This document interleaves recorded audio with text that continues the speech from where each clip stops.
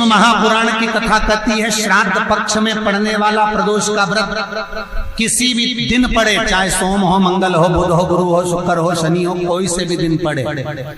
जो प्रदोष काल के समय 3 कलश में दूध लेकर उसमें काली तिल डालकर, जौ डालकर और उसमें थोड़ा सा डाब डालकर, डाब मतलब कुसा डालकर पीपल, बड़ और बेलपत्री के पेड़ के नीचे चढ़ा देता है, उसके घर में कभी संपदा की कमी नहीं होती महाराज। लक्ष्मी कभी समाप्त नहीं हो सकती। दुकान, व्यापार, व्यवसाय, फैक्ट्री कुछ भी अगर खड्डे में भी जा रही है तो उबर जाती है। श्राद्ध पक्ष के प्रदोष का इतना महत्व होता है, पर प्रदोष काल में ही चढ़ेगा, शाम के समय प्रदोष काल पीपल के नीचे, बट वृक्ष के नीचे, बड़ के पेड़ के नीचे, बेलपत्री के नीचे घी का दिया लगाकर आप दूध समर्पित करो। स्टील के पात्र में थोड़ा सा दूध लेकर कटोरी में ले जाओ, अगर पात्र भर कर नहीं ले जा सकते तो कटोरी समर्पित। शिव का सबसे प्रिय अगर कोई व्रत है तो प्रदोष का ही व्रत है। शंकर को राजी है वो व्रत, क्योंकि शिव और पार्वती का दोनों का मिलन का व्रत है, भगवान शंकर के मिलन का व्रत। भगवान मार्कंडे बाबा से कहा, भगवान शंकर ने, मार्कंडे जी आपने शिव आराधना करी है, आपने माता पार्वती का वर प्राप्त करा है, इसलिए आप चिरंजीवी भव हो गए महाराज, आपके प्राण नहीं चाहेंगे। मार्कंडू जी ने भगवान शंकर से हाथ जोड़कर निवेदन करा, जो दुनिया में कोई नहीं कर सकता वो आपने कर दिया। शंकर जी कहते हैं ये मैंने नहीं करा, भोलेनाथ कहते हैं ये तो इसके भजन का प्रताप है। पीपल के वृक्ष के नीचे पितरों की शांति है तो कितने चावल के दाने चढ़ते हैं? अगर कोई ब्राह्मण ने कह दिया तुम्हारे यहाँ पितृ दोष है, 1 रुपया कमाते हो, 1.25 रुपये खर्च होता है, तुम्हारे पास में पैसा टिकता नहीं, तुम्हारे यहाँ पितरों का दोष है, तो तुम 1 चावल का दाना अगर आप कहे कि पीपल के वृक्ष के नीचे दिया लगाओ, पीपल के वृक्ष के नीचे आप जल चढ़ाओ, या महादेव के मंदिर में 1 लोटा जल चढ़ाओ, तो हम कहते हैं ना कि प्रदोष के दिन बेलपत्री का वृक्ष, पीपल का वृक्ष, आंवले का वृक्ष, बड़ का वृक्ष या शंकर का शिवालय। फिर से सुन लेना, पीपल का वृक्ष, बेलपत्र का वृक्ष, आंवले का वृक्ष, बट का वृक्ष या फिर शंकर का, जम के बोलो,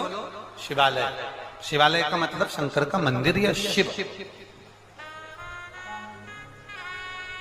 प्रदोष के दिन अगर आपको लग रहा है कि हमारे यहाँ पितृदोष है, बहुत तकलीफ चल रही है, बहुत कोई ने कहा पितृदोष है, कोई कह रहा पितरों का, तुम्हारे यहाँ ये तकलीफ है, पितरों की ये तकलीफ है, पितरों की वो तकलीफ है,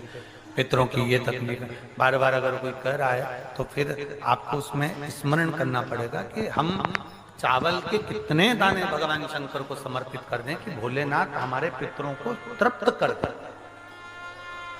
हम तृप्त नहीं करेंगे, हमारी सामर्थ्यता नहीं है कि हम पितरों को तृप्त कर सकें। आप में से कोई है जो पितरों को तृप्त कर सकता है? संसार में कोई नहीं जन्मा जो अपने पितरों को, अपने पूर्वजों को तृप्त कर दे। गया जी का पिंडदान कर लो, तर्पण कर लो, तिलांजलि दे दो, घर में ब्राह्मण भोज करा दो, साधु भोज करा दो, संत भोज करा दो, तुम दुनिया भर का सारा 50 काम कर लो, उसके बाद भी तुम पत्री का किसी को दिखाओगे तो वो भी कह देगा तुम्हारे यहाँ, फिर वापिस कहेगा कि पितृ दोष है। अब तुमने अभी इतना अनुष्ठान करा, इतना पिंडदान करा, इतना तर्पण करा, इतनी तिलांजलि करी, इतना सब कुछ करा, इसके बाद वापिस पितृदोष आ गया, फिर वापिस पितृदोष। क्यों?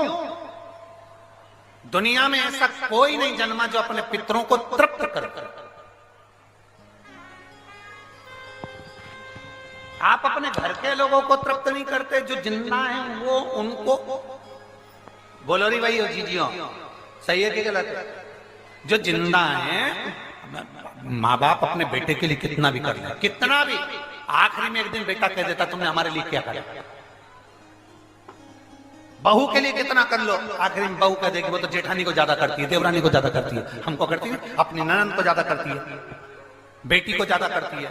बेटी को लगता है कि बहू को ज्यादा करती है, दामाद को लगता है बेटी को ज्यादा करती है, नाती पंती सबको कितना भी कर लो तुम, अपने अड़ोसी पड़ोसी तुम्हारे रिश्तेदारों को तुम कितना भी दे लो, कितना भी कर लो, पर जब ये तृप्त नहीं हुए तो वो बोलो तो कैसे हो जाए? अपनी सामर्थ्यता है, अपनी सामर्थ्यता है कि अपन तृप्त कर ले उनको, अपनी कोई सामर्थ्यता नहीं है कि अपन पितरों को तृप्त कर ले, या अपनी सामर्थ्यता के अंतर्गत नहीं,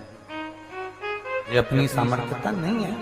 कि हम अपने पूर्वजों को अपने पितरों को तृप्त कर। तृप्त कौन करेगा?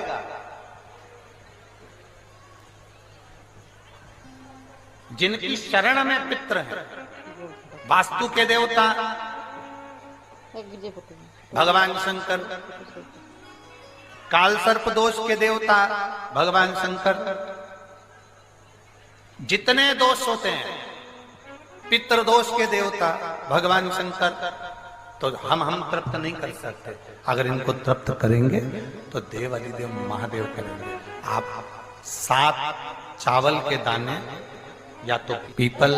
बेलपत्र, आंवला, वटवृक्ष या फिर शिवालय, प्रदोष के दिन 7 चावल के दाने आप इन जगह में से कहीं पर भी अगर आप समर्पित कर देते हैं तो उसके बाद आप जो जिंदगी जी रहे हैं और 3 महीने फिर आप अंदाजा लगा कर देखना कि आपने जो 7 चावल के दाने इन स्थान पर अगर आपने समर्पित करे तो उसका फल पितरों को मिला कि नहीं मिला, और उसका फल हमें प्राप्त हुआ क्या? ये वो स्थान है जहां प्रदोष के दिन 7 अक्षत चावल का दाना भी हमारे पितरों को, पूर्वजों को तृप्त कर देता है।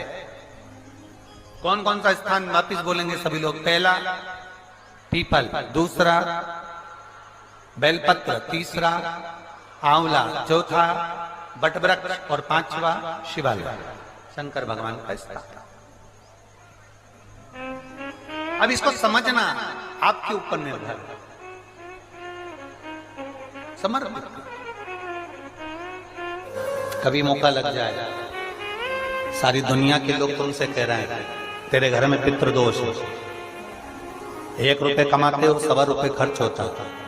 मानसिक टेंशन बना रहता है। घर में एक व्यक्ति बीमार है, ठीक हुआ, दूसरा बीमार पड़ गया, दूसरा ठीक हुआ, तीसरा बीमार पड़ गया, तीसरा ठीक हुआ, चौथा बीमार पड़ गया, मतलब कहीं ना कहीं पितृ का भाव, पितृदोष का बना। किसी ने कहा तुमसे कि तेरे यहाँ पितृदोष है,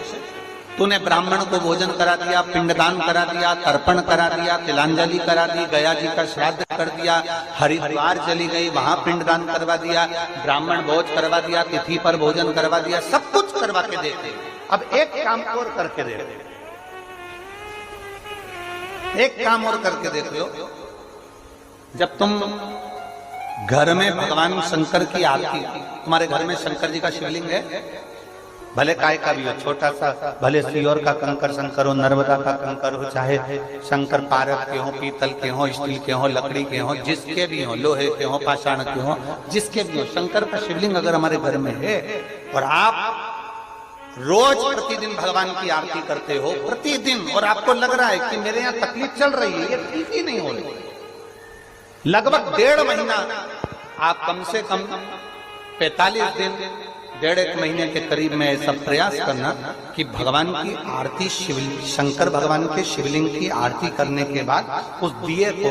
भगवान के सामने मत रखो, उस दिए को उठाकर जहां तुम पानी का मटका रखते हो, हंडा रखते हो, जिससे तुम पानी पीते हो, तुम्हारे रसोई घर में जो पानी का मटका, हंडा, बाल्टी, आरओ का पानी जिस मटके में गिरता है, हंडे में गिरता है, जिसको हमारे यहाँ पितरों का स्थान कहते हैं,